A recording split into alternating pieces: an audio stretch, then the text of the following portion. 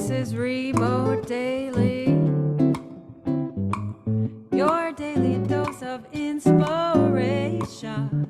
I have to ask you in the beginning, because the word has become so ubiquitous.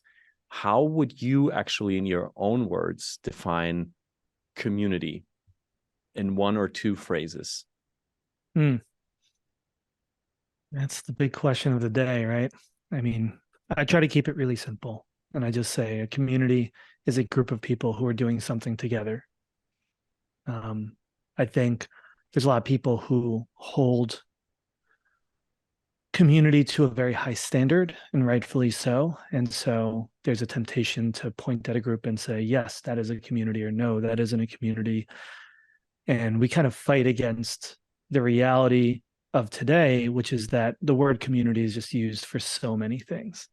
That's how the definition has evolved.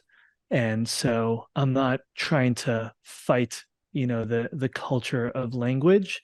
What I think is useful to do is to say a community is a group of people. It could be anything from a really deep support group and therapy group. It could be your family. It could be your friends. It could be a fun forum where you just share memes. It can be a group of people that you take the bus with every day, but you don't really talk to, but you still recognize. It could be any of those things. And so it's not about necessarily changing the definition of community into something more specific, but starting with, okay, if this is a community, what kind of community is this? How deep do we want it to be? What is the kind of interaction we want to seek in it? And just going deeper into the conversation after you've defined it. Of course, community has been around since, I guess, us as humans have been around, but you are known and your profession also revolves around building communities digital first. And you started, we learned, at age 13, so about 4 or 5 years ago, when you launched your first online community for your favorite video game, Tony Hawk's Pro Skater 4. Seriously, this was in the early 90s, aughts. Like what time are we talking about in terms of online communities? Yeah, this would be late 90s, early 2000s. In a recent post on your very popular Substack that we're linking to here in the chat, davidspinks.substack.com, again, very much recommended, you reflected on how hard it is. What you did back then, you were 13, and you even advised readers, you shouldn't start a community. Why not, you ask? Sounds like fun. And then you say it will take 10x more time than you expect. It's kind of scary. You also say community creators are like mini CEOs managing product, design, content, marketing, support, all in one. So much work. So you're basically, in your own newsletter, it is about community building, advising readers to maybe not start a community. However, here you are, Tony Hawk's Pro Skater. You just said it. This is 2 decades ago. You're still doing this thing. So what keeps you personally coming back, David? When we hosted the first CMX summit, and so CMX is a community for community managers. Before that, I had never been to a large event that was all community managers, and really no one had. There wasn't a really large conference of that scale, of that type before that. And I remember showing up to that event. And if you've ever hosted events, you know this feeling of, is anyone going to show up to this? Like, I know all these people signed up, and in this conference, people spend hundreds of dollars to buy tickets. And I was still sitting there, in the hour before the event opened, like, what if nobody shows, right? The child in me that was worried no one would show up to my birthday party was coming out. And then people started trickling in, and then more people came in and more people came in. And I remember the moment viscerally where all of a sudden I was looking around and this room was filled with people who were all community professionals. And you can just feel this electricity, this energy in the room of a large group of people feeling like they are in a room for the first time, where everybody else is like them, where they are accepted, where they are understood. They were so used to going to tech conferences and marketing conferences where they're the only community manager or community professional. They'll meet the whole event. They constantly have to explain what they do, why it's important. And in this space, they didn't. And it was just this incredible energy just to see the way people were talking, the way they were embracing each other, how happy they felt. And there's no greater feeling. Like I think I spend a lot of my career and my life chasing that feeling again of just really seeing people come together who, for whatever reason, needed to be together. They needed it. They needed that in their life. And so, I think that's why it's important if you're going to build a community. In that post that I shared, I speak about it just needing to be something that you almost can't imagine the world existing without. It has to be something that's very, very true to you, something that you need for yourself, perhaps, because it's that energy, that connection to those people that is going to keep you coming back and make it very reasonable to do all of that work. It's so funny that you describe being a community builder and meeting other community builders. You're all people that bring people together, and you yourself felt like weirdos and sort of like misfits, and you had to find and create your own community to feel togetherness. It's kind of meta. It's kind of ironic almost that had to happen, that people who bring other people together had to meet to feel included. And you have created a universe. You've created your own world of community builders, and I just want to applaud you for that, because it's hard. These people, they don't have a lot of time.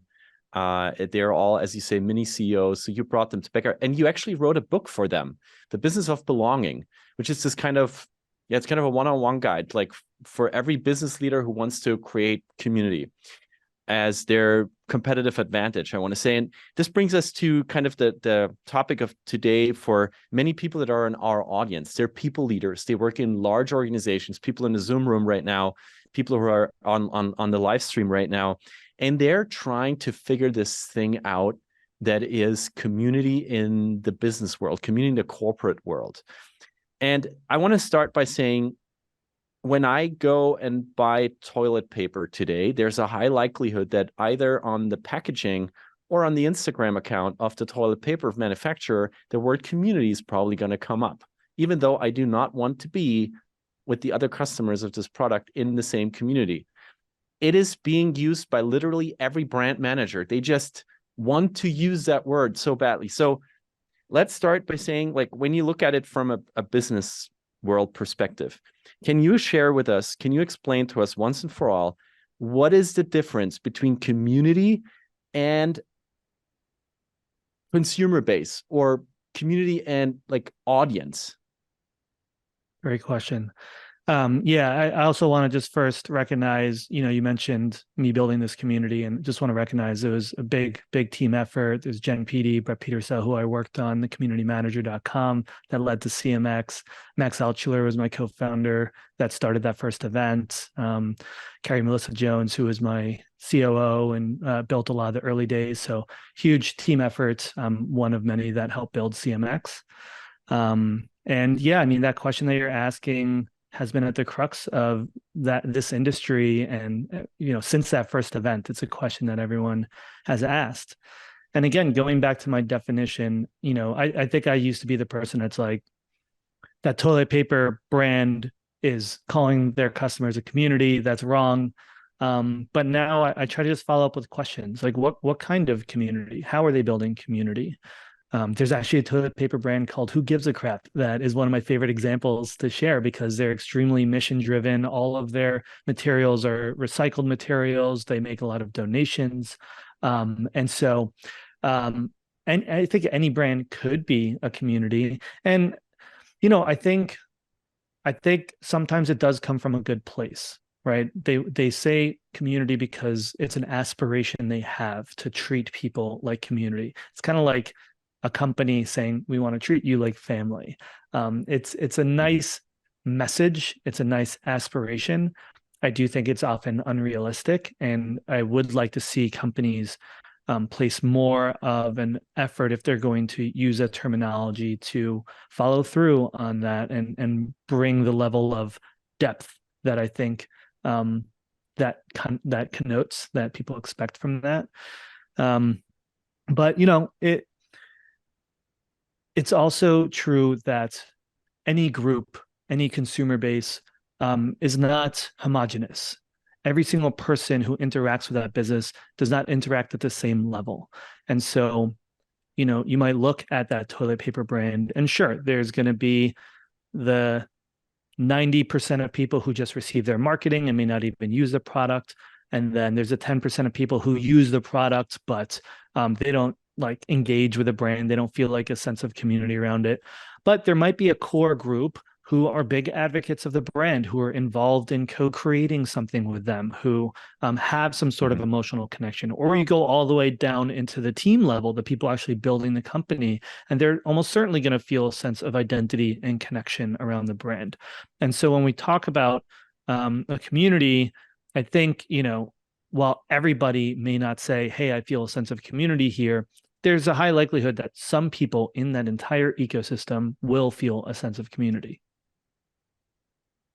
Very interesting. And you said something in the conversation we had preparing for today's session that you just, double down on, which is, you kind of said when we think about community in the corporate world, we often set ourselves up to be disappointed. This aspiration that you just mentioned, they say, yeah, you're a part of our toilet paper community because they want it to exist. It may not exist yet. But you say that all the rules agreed upon within a corporation usually do not put humans first. When it comes down to the core goal, it's money, it's revenue, it's capitalism. And you also mentioned that the best thing an organization can do is to support their employees, is to acknowledge that work may not even be the thing where they find community, and support them to find community elsewhere in their life. So, which is totally counterintuitive to, I guess, everybody who works in HR and learning and development, and everybody who is a people leader, and everybody who wants for employees to gather, especially in this time. Rashad just asked in the chat, how is the post-COVID world doing on this? We will talk about this in a second. But where does community building really fit in within this corporate world? What do you tell these many people that reach out to you, that read your newsletter, and they want people and employees to come together, to gather so badly? What advice do you give them? Yeah, look, it's exactly like you said, right? A business is agreed upon set of rules. It's literally a piece of paper, or these days a digital document that has these agreed upon rules, and it's a machine designed to make money. And if it has more money than it spends, it continues to exist. If it runs out of money, it ceases to exist. And all the decisions that a business has to make ultimately has to abide by that one truth. And if that truth continues to exist, if they have more money than they're spending, the more that's true, the more wiggle room they have to invest in humans and take long-term risks in focusing on impact. But the minute that it stops being true and now they are going to run out of money, human sacrifices have to start being made.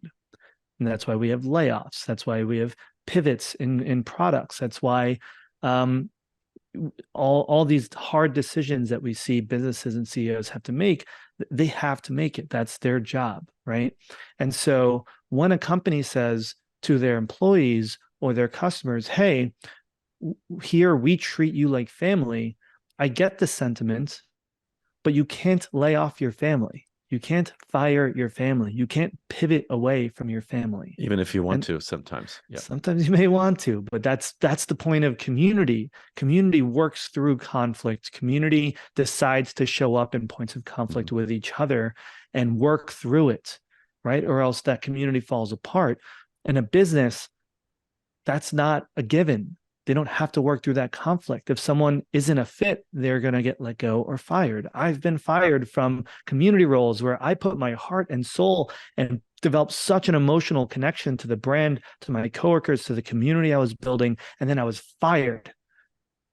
And that gap, that like distance between how I was investing emotionally into that experience and then finding the truth of it later when it suddenly can just be torn apart, that's a big wake-up call. That was for me, and I think for a lot of people who find themselves in these positions where they're at a company that has to make a hard decision like that.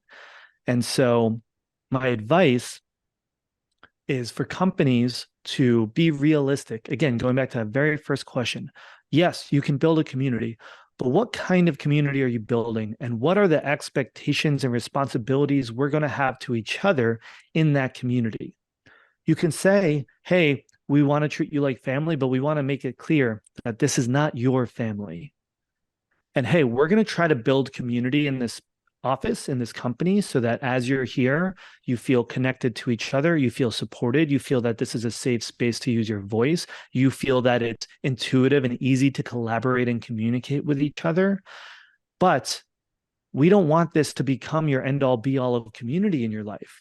Your family is extremely important. Your friends are extremely important. Your neighborhood is extremely important. All of these other factors, all these other forms of community, they're all community, but these are other forms of community, are so important for you to feel socially healthy that we don't want you to put those eggs in our basket as a company. We want you to come to work with the knowledge that this is a work community, and the realistic knowledge that one day that could disappear. And we will do everything we can to treat you as a human through those processes if they ever come up. But the reality is we are a business, and businesses eventually are going to run into challenges financially that make them have to make hard decisions. And we want to all go into this with that expectation. Like, how different does that feel coming across than, hey, we're going to treat you like family, and we want this to be your community where you find friendship and connection and purpose, but not address that one day that might all just disappear in a second, and there's nothing you're going to be able to do about that. Wow.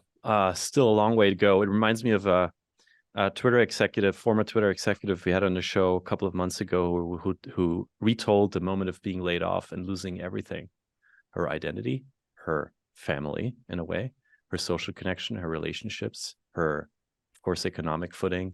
And I guess because also the company sold itself to her in a way that, an exclusive family would do. And we had a startup entrepreneur on the show a while ago where I said, so this company is your baby. You started it, you founded it. And she said, don't call it my baby. It's my company. And I found that to be a really stark reminder of this weird word family to be used in corporate spaces. Would you actually advise against it? Yeah. Yeah, it's just not true. I mean, community, we can say, means a whole lot of things. Family, we still have a pretty specific definition around what family means. You could say like family, and the reason we use the word like is because these are all the exceptions to that. But yeah, I think family is a misplaced term in the corporate world, and related terms like baby, like calling and I've done this, right? Like I've called my company my baby. And like, I think in the early days of my career, I was so tied to my self-worth was so tied to the work I was doing and the impact. We brought a lot of this on ourselves too, right? Like, raise your hand out there if in the last 10 years you've demanded that a company has a strong purpose and an impact and like invest in community. Like, we've asked these things of companies because we wanted our work to be more than just work. And I think there's a lot of people right now who are just like, I wonder what it would be like to just like be a barista and check in, check out, talk to people, but not have to have this massive emotional connection to the work I do. Like, do the work, care about it, make sure it aligns with your values and the purpose that you have in the world. But if that's where you're deriving your core purpose and your self-worth as a human, like, yes, it's exhausting. I'm seeing comments. Yes, barista is exhausting. It's all exhausting. There's no job that isn't exhausting. And I'm not saying this in any way to insult a barista to say there's not purpose there. Like, I know baristas find a ton of purpose in their work, but it's just I think there's a reckoning happening of realizing that we've invested so much of ourselves as humans into this thing called work. And we're learning that that is not gonna, it's not sustainable, and it's hurting a lot of people. Mic drop. Right now, we have a question for you that we have prepared for you. We want to know, fittingly, what is your biggest wish for the remote daily community? What would you like to get out of the room you're in right now? Future of work, connection, thought leadership, like-mindedness, ideas, inspiration, longevity. That's a good one. That this keeps going. Thank you. And of course, a stable core of attendees. David, I'm just going to ask you about that last one before we dive into the questions that have already been asked about the times we live in right now. A stable core of people that are part of Remote Daily. Do you have any advice for us on how we could get better at that? Keep talking to them. I don't have the answer, but they do. Thank you. Listening is, I think, the key part, and maybe the most underrated part of community building. And David, we have had many contributions in the chat, and that's basically why I love this community, because so curious, so much smarter than me. And there's great quotes. There is a very important study that has been mentioned from the Surgeon General himself about the loneliness epidemic. So let's talk a little bit about these big headlines that I think they must impact you and the work that you do. And they sound so horrifying because of everything that we talked about before. The companies that were selling themselves as a family to people. And then in a pandemic, we found out, not really. So you even cited a study which found that loneliness is worse than cigarettes and obesity. Now, you are obviously a specialist in building digital-first communities. Do you actually think that a virtual community or virtual-first community can solve for this loneliness epidemic, can make a dent in this world right now? Absolutely, just not alone. And I've built a lot of community in person. CMX started as an in-person event. Our conference, have done a lot of in-person, have done a lot of virtual community, and it all plays a role. We need. There's a research report I actually just published in my newsletter about how we need a portfolio of interactions in our life to feel socially healthy, to feel a sense of well-being. And so they did this study of over 50,000 people and tracked what their interactions look like throughout the course of a day and gave them percentages. What percentage were in connection and interaction with close friends, with family, with strangers, with acquaintances, and alone.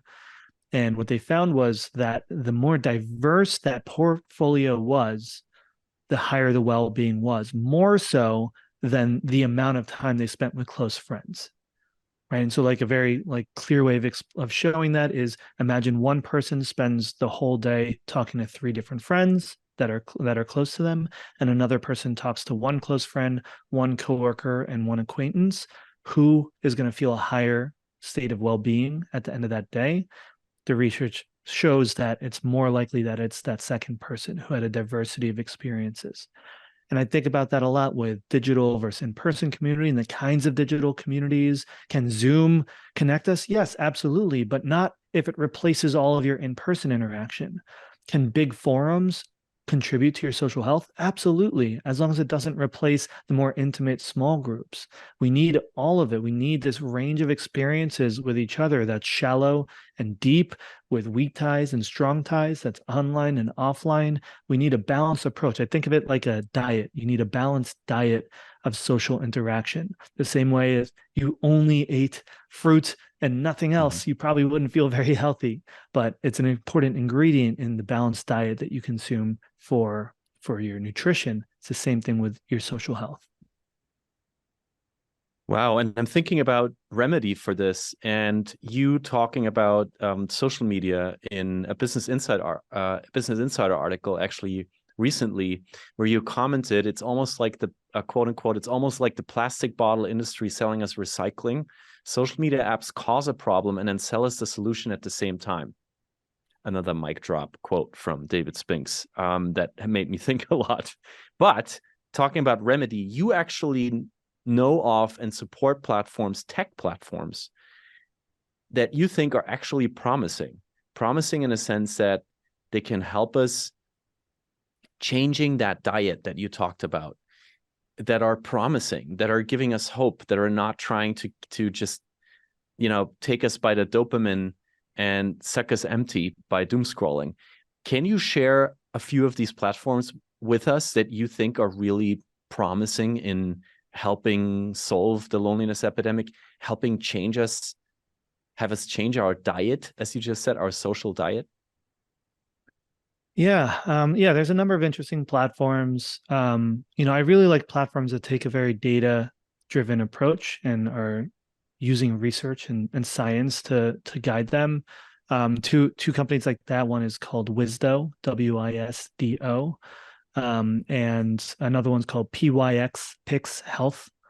And they both take a very data-driven approach to trying to reduce loneliness. And the way Wisdo works is you sign up, and they use a questionnaire of sorts to ask you about your life and your experience and try to understand the kinds of loneliness that you're experiencing.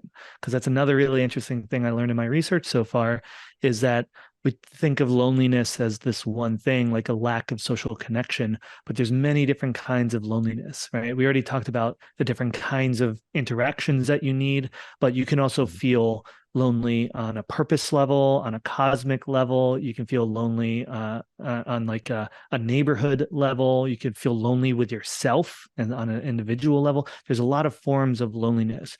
And so they use, if you're not familiar with it, it's called the UCLA Loneliness Index or score. And so it's the questionnaire that's used for a lot of loneliness research today to understand, is loneliness on the rise or on the decline? When we do these mass studies, a lot of people use the UCLA loneliness score. And so Wisdo took that, turned it into their onboarding on the platform. So people ask these questions, and then based on the kinds of experiences they're having, they connect them with other people, individual people like supporters, coaches, mentors, groups of people, and content. And they connect them with people both around who is currently experiencing the same thing as them, so they're peers, and who are people that have been through what they're going through now, so they're more of mentors. And then if needed, they will direct them to mental health support, right? They don't provide mental health support, but they will guide them to the right resources. And because they use that data-driven approach in their onboarding, they have a measure of what someone's loneliness is when they join the platform. And then if they go through the process, the content, the community, they can actually measure what is their loneliness score afterward. And they're able to, with data, prove that they're able to decline to reduce someone's loneliness, which I think is really powerful. And they're for-profit, venture-backed company. But I think the way they're going about that is really, really powerful. I think that's a really good model for other organizations who want to work on this problem to follow. Amazing, says Yvette here in the chat, and I can only add a +1 to that. What a fantastic array of recommendations. And I just want to spell it out: Wisdo, Wisdo.com, and Pix Health, pyxhealth.com, were the platforms that you just mentioned. And I think it's a fantastic array of initiatives they're using to really get behind this problem and not always just talking about it. Which brings me, and this is always when I have the chance to connect with you or read your newsletter, David, I just wish it would go on. I don't know how I hope you can clone yourself one day so that people have, many, many more people get a chance to talk to you and ask you questions, because I feel like you hold the key to so many issues that we're encountering. And I want to talk a little bit about the present moment and its future for community leaders. At Frankfurt Book Fair, we hosted a talk about community in turmoil, and the guest on stage that we had is actually gathering people in Ukraine, gathered 28,000 people in Ukraine this summer at the country's largest book festival over 3 days, believe it or not. And she said, in turmoil, when you have to react, you either have to get personal and tell a personal story, or you co-create a success story that others can latch onto. Those were her two sort of pieces of advice for community leaders that encounter turmoil, like it's been happening in many communities over the last couple of days and weeks since the horrible terror attack in Israel. Is that something that you would agree with, or do you have another advice for community leaders who are really struggling right now, maybe in online, maybe in offline spaces, to hold their group together and not implode? Big question. Yeah. And I think those are two great pieces of advice. I think one thing that I've always thought about in times of turmoil and conflict in a community or outside a community. So there's a lot of really interesting research on this as well, where during times of turmoil or war or conflict, like during the London bombings, for example, the mental health of the community of the people in those regions actually went up, and sense of connection went up. Actually, conflict is such a core part of community, and it's through conflict that people truly start to feel connected to each other. And so I think one thing that's been helpful for me is to first just acknowledge that conflict is a very normal part of being human. It's a normal part of being in community together. I think sometimes as leaders, we want to just wish conflict didn't exist. We want to almost pretend it's not happening. We want to just ignore it or move past it. But actually looking at it in a way as an opportunity to form real connection, to have the real hard conversations that force a community to face its own demons, to face its own biases. I'm experiencing a really hard conflict in the community that I built right now. I'm in the midst of one of the hardest conflicts I've had in my whole career. And it's the most scary moment of my career. And what is and it yet about, may I ask? Yeah, I mean, it's members of the community and people that I worked with that have communicated that they felt that they were not giving credit for their work, and like their voices weren't heard, or that they were actually cut out or silenced by me. And I'm facing a lot of really direct feedback as a leader. And the truth is, they're not wrong. Like I, had to face that feedback and have spent a lot of time deeply reflecting on it. And I'll have more to say to my community. It's still very much in progress. But I have to. I'm finding the truth in it and trying to take ownership of it, and finding my place in it. Right, finding my responsibility in it. And I don't know what's going to happen on the other end. The conflict can tear a community apart. It can happen, but it can also bring people together if they're able to move through that conflict in a way that is honest and real and focused on, making things better on the other side. Wow, that coming from you in that moment is very strong to hear. Thank you for sharing that. And I wanted to bring up a question from Rashad that he asked earlier, which I thought was really great. Rashad said, can two people be a community? Of course. I put that question back to you. Do you feel like you can be in community with one other person? Right.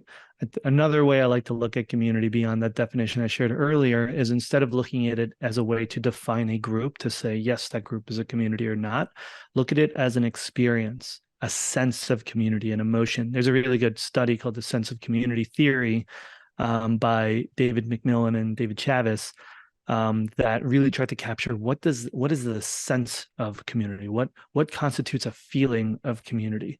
And so if you want to know if a group is a community, ask the people in that group, do you feel a sense of community? Right. And so that question, can you be a community with just two people? Think about someone that you're really close with in your life. That's just a relationship between you and them.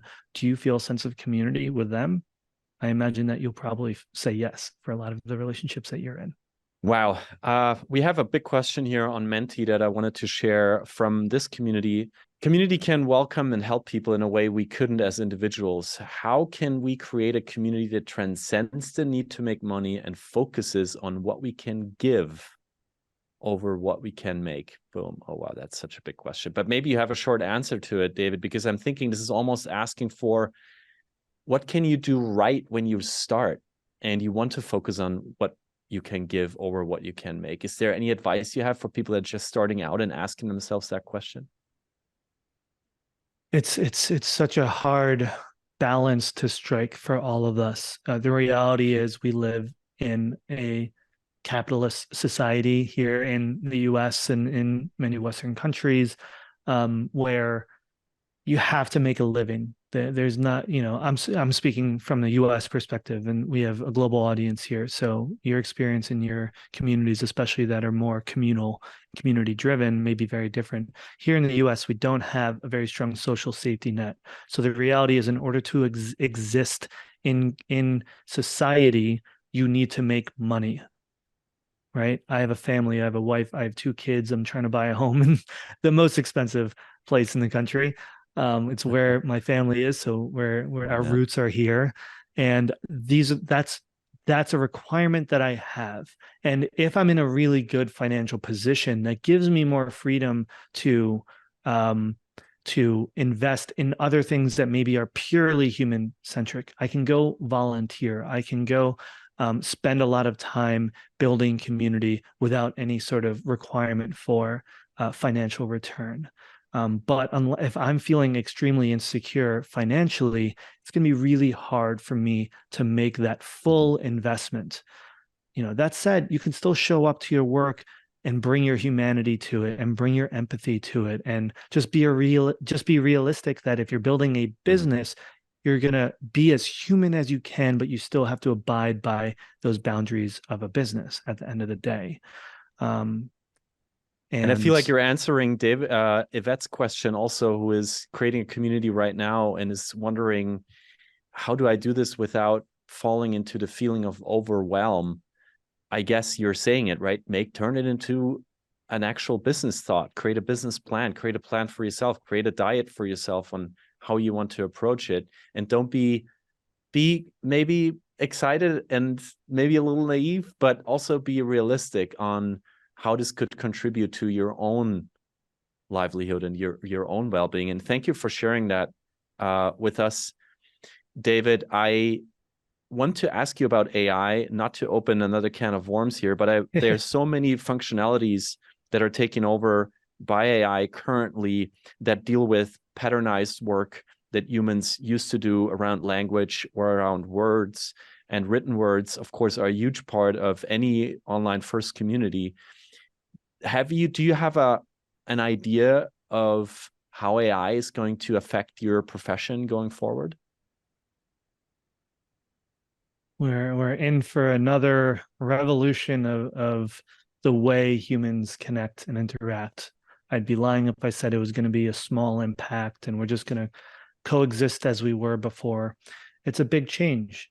Everything from people are already turning to AI to find emotional connection rather than to other humans, right? We're seeing apps used in places like China where their romantic partnerships are being found through AI, with AI partners, with bots rather than with humans. That's going to change so much, and we have no idea what all the impacts of that are going to be. Of course, from a community management perspective, from community building, there's a lot of applications where I think it can be positive in that AI can help a community builder manage their community and grow and engage their community more effectively, right? Our brains can only hold so much information about a group of people. So as a community manager, CMX has thousands of members. And if someone comes to me and they say, hey, who do you know that has experience building community in the world of finance or in the world of agriculture? I have to tap into my brain and say, who do I know in this community that's at the same stage of career, at a similar industry, that's working on the same kinds of problems, maybe using the same kinds of platform. Like, it's so much information. And what we do, our human brains just try to find a pattern, like who's the one person I can go to with this question every time. And that creates a lot of bias. Now you're only sending that connection to one person, when in reality, there might be 10 or 15 people in your community that can be part of that conversation and share their expertise. All right. So if AI can provide that kind of support, there's a really good app called intros.ai that helps facilitate those kinds of connections with people based on all this criteria that a human brain can't hold. It allows us to be more unbiased. It allows us to involve and include more people. It allows us to help our members connect with other people and content in a much more effective way. So I'm really excited about those kinds of applications. And we could probably talk a whole hour about all the different ways that AI will tap into or plug into community, but I'll leave you with that for now. A community can be thousands of people or just one or two. A turmoil can rip it apart or make it stronger, and that you yourself are going through a storm right now, but you keep listening. And we also learned from you that our social diet has to change to get out of the loneliness epidemic, and that we have a future of AI-driven communities ahead of us that is super exciting, I think. And we need to have many more conversations with you and with your community building peers to understand the world better. So thank you so much, David, for being here. But is there anything that you would like to share with us? Your final words before we part ways for the weekend. So I show some gratitude for you, Felix, and for your whole team, for everyone who contributed to the show. I mean, you're showing up and you can feel the care and energy that you're bringing to this experience. And it's touched me. I think it's really inspiring to see what you're doing. And it's such a good example of how Zoom, a platform that I've been extra critical of in terms of maybe some of the negative impacts that it's had on our ability to connect, I think you're doing something that is an exception here. And so I'm really grateful for you showing up and doing this and setting a really good example. Wow, that makes me really emotional. Thank you, David. This was Remote Daily. I'm Felix. Bye-bye. This is Remote Daily.